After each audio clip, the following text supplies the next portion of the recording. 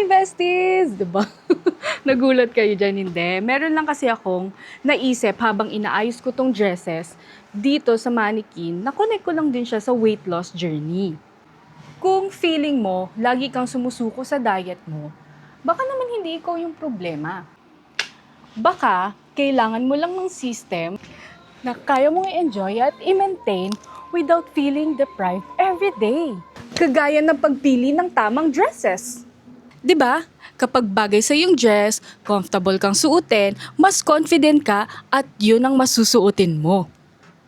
Ganon din sa healthy habits. At kapag fit sa lifestyle mo, dun ka mas madaling magiging consistent.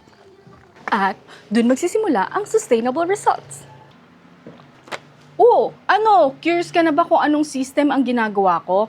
Comment system or i-message nyo ako para ma-share ko sa inyo yung